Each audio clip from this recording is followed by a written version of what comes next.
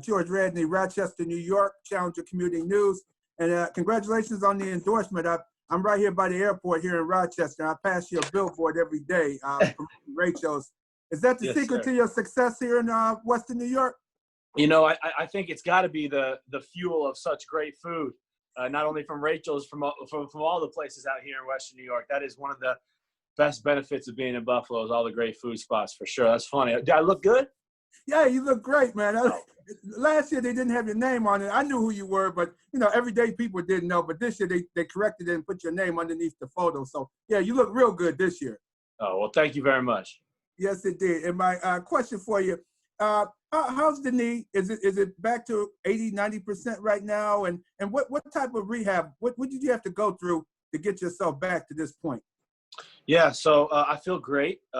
We just kind of finished training camp, and it's such a blessing to say that I'm healthy and was able to put in, the last 35 days or whatever we had of training camp. So obviously my rehab team did a fantastic job getting me here, because I was able to push through all those practices and be able to be available for every practice that I needed to be. The rehab specifically was excruciating, long, and a crazy process. A lot of guys have to go through it. My situation was just a little more unique because I had to have surgery on both of my knees. So I was, for however many sets and reps you have to do for a normal knee, I was having to do double to make sure I did both the knees. So,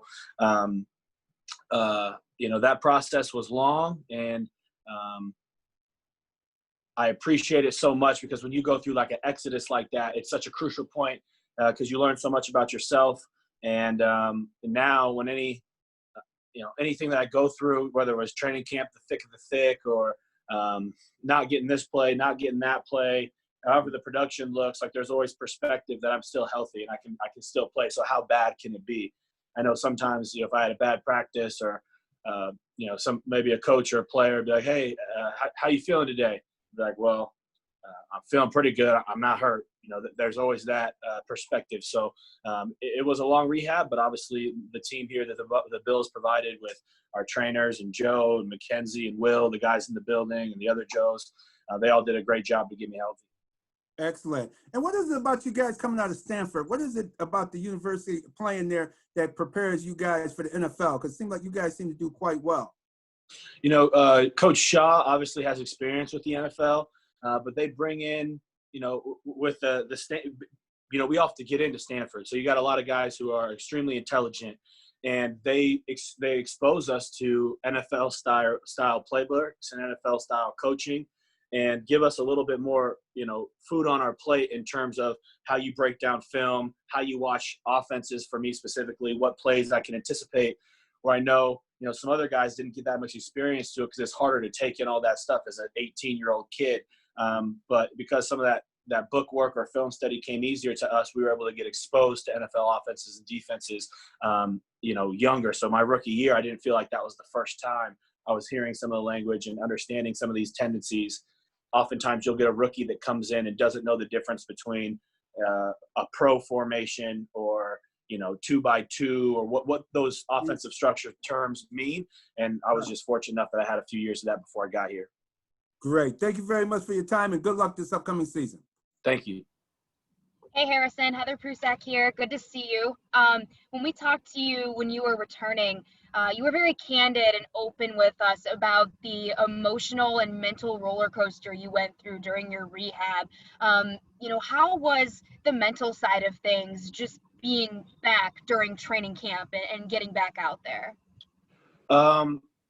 It was still difficult. I mean, it wasn't just sunshine and rainbows. There's because I feel healthy, and obviously I am. I came through training camp and put some great things on film, but there's still some times where I don't know if you're thinking about my knee instead of the play. And so some of that's difficult, and you go watch the film and say, I know I could do better. I know I can be better. I know I've been better than this specific situation. And it's easy to play Monday morning quarterback and be like, oh, I'll just plant harder this time or cut off of this. But when you're in that situation, those quick millisecond decisions is difficult. And so there was that whole mental roller coaster, as well as every time you go out there on the field, there's a chance I get hurt.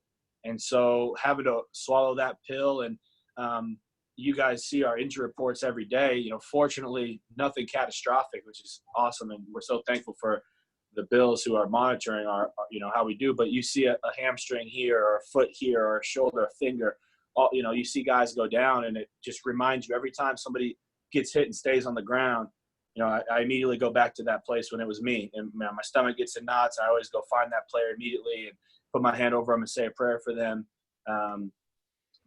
Yeah, that was probably the hardest part mentally through this part, through training camp. It was just those small little voices that creep in that remind you of what the injury was like. We appreciate you being so open with us about it. I know it can't be easy. One more question for you. We were just talking to Josh, and he said that he thinks that cut down day is the saddest day in sports.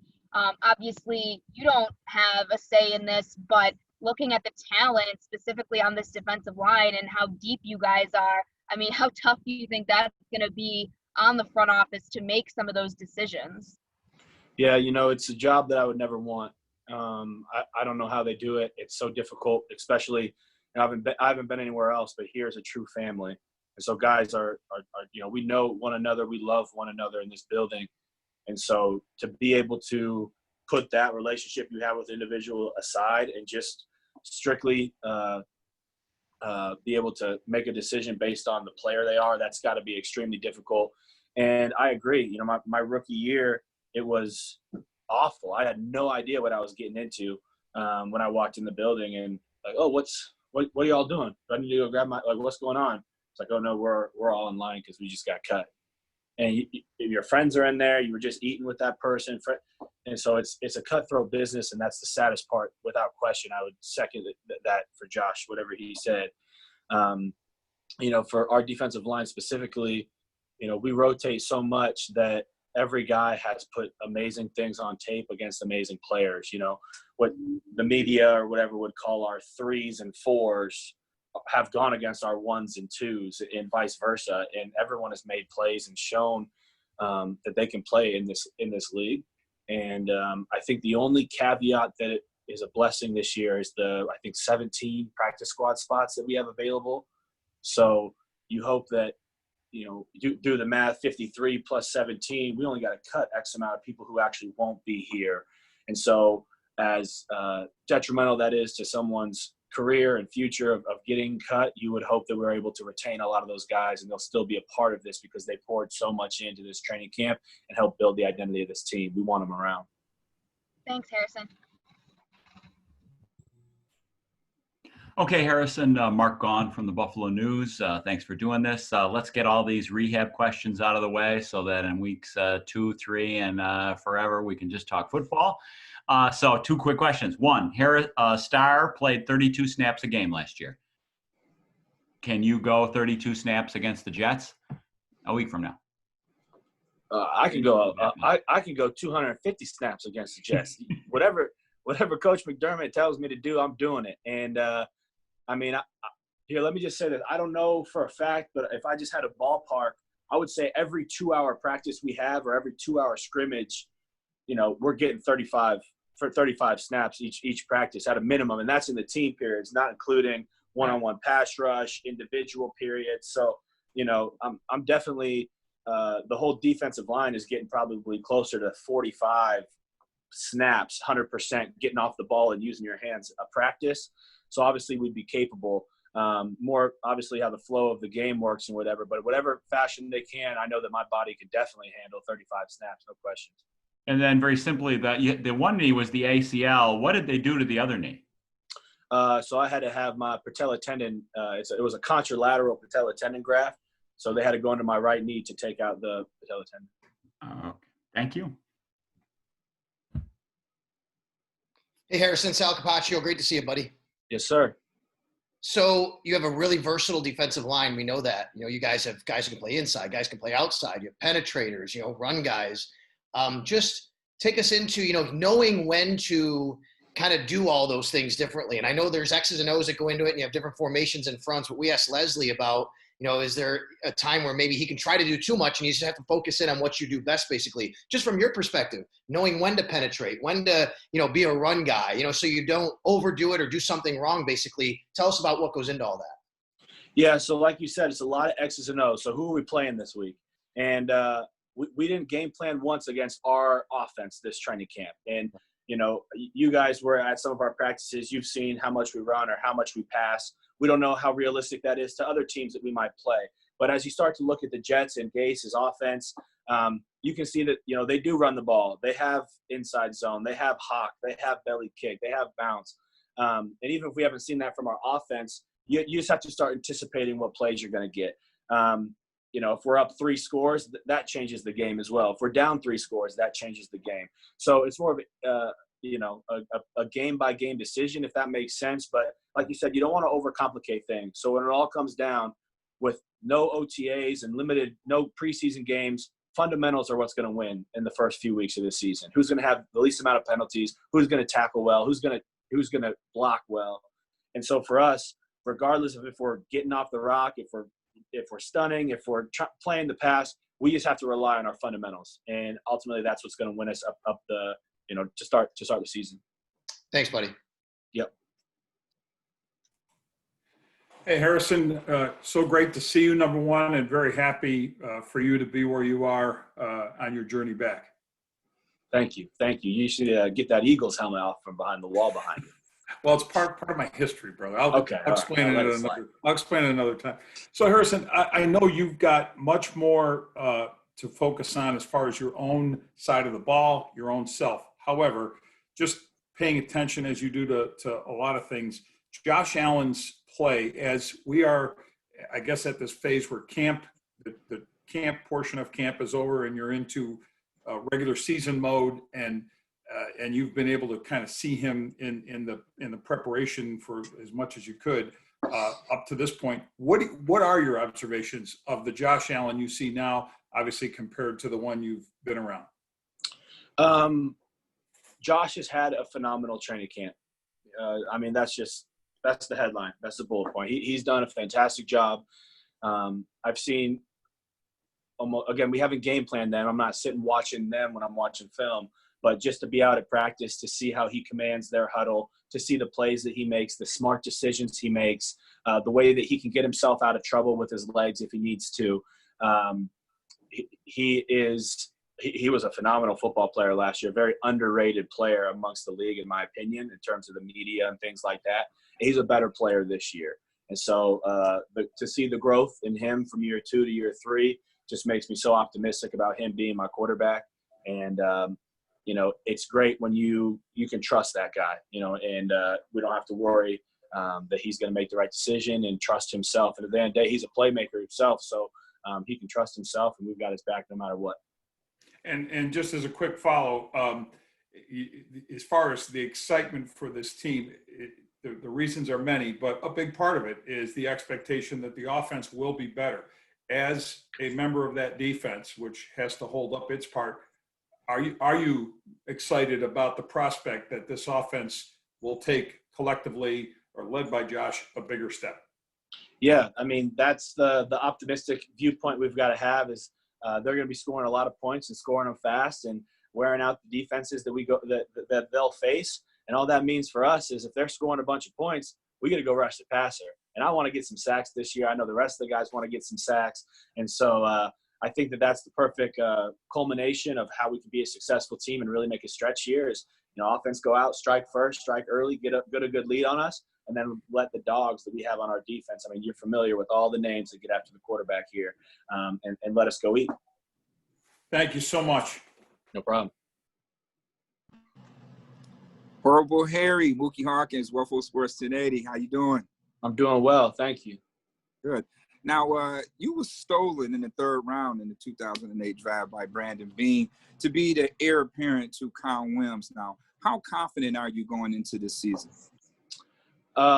Personally or in the team? Personally. You know, the last time I did a media thing, it was my first day in pads. And today is the last day of training camp. And I would say my level of confidence from then to now is you know, astronomically better. And that's because I've been in situations. I went against our starting offensive line, you know, Mitch Morse and Quentin Spain and Cody and these guys, you know, coming down on hard double teams and live periods. And the knees came out perfectly fine. Never had to miss a day due to swelling or pain or anything like that. So the confidence in the body is there.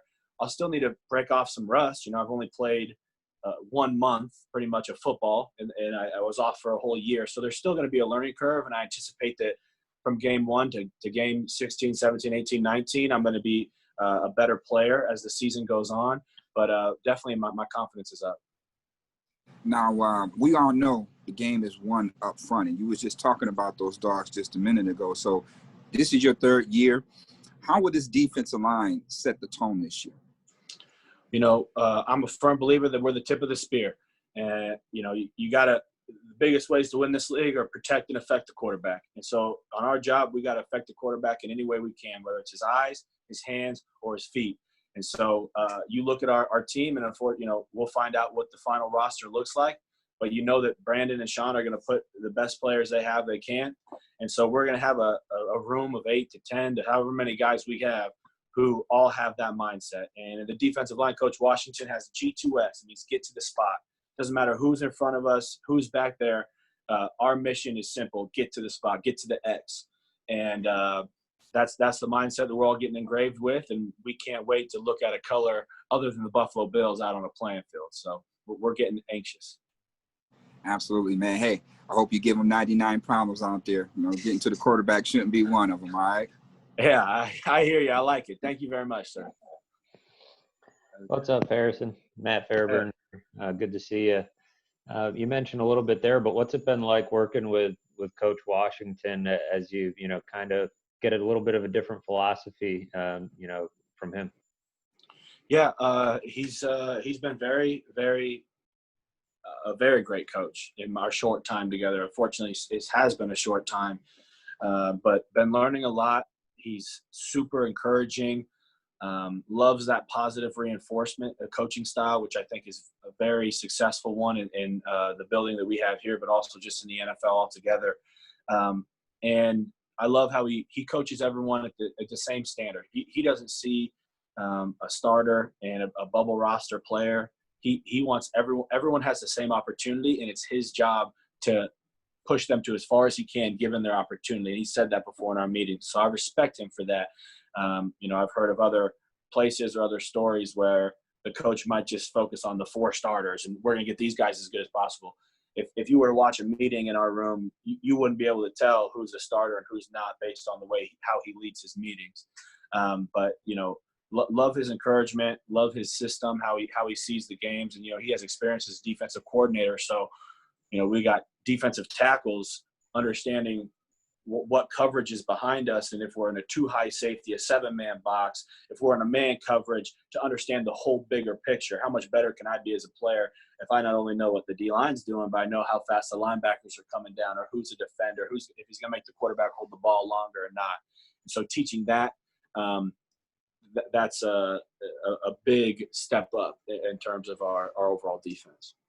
And what do you've talked a lot about your rehab and kind of the mental hurdles of taking your first hits and getting through this training camp healthy, but it's been a while since you've been on the field, but it's also going to be, even if you had been, on the field last year, having 14 padded practices before you play a real game. You're talking, you're ready to play 250 snaps, but what do you feel the physical toll will be feeling, an NFL game for the first time after such a short training camp? Yeah, it'll be probably a step up. I haven't had a 4-hour practice, which is, we're going to go into a 4-hour game. But I will say, 14 fully padded practices, but you guys have been here on the days that we weren't fully padded. I mean, we're still getting it. We're still very physical. And the way that they stranded it, having like 3 whole hard days in a row, I promise you that 3rd day of full pads is going to be harder than a game. The wear and tear on your body going into the day like that after you lifted that week and ran. And then a game, they have a great tapering system with Fridays being lighter, Saturday walkthrough, Sunday game. We're going to feel a lot more fresh on a game day, I would anticipate. Some of those concerns are up. I mean, we know we only had however many practices you mentioned, and that's why it's been so important since April 20th that we've been on these Zoom meetings, learning the playbook, understanding all of our assignments. And like I mentioned earlier, what's going to win these first few weeks of the season is fundamentals, and we've been preaching that every day here. So we'll have to lean on that and trust our coaches. Awesome. Thanks, Harrison. All right, that's it for today. Thanks, Harrison. Thank you. Hold on, Q, stay on, Q. I got you. Okay. Am I? Nick, did I need to be here? Yeah.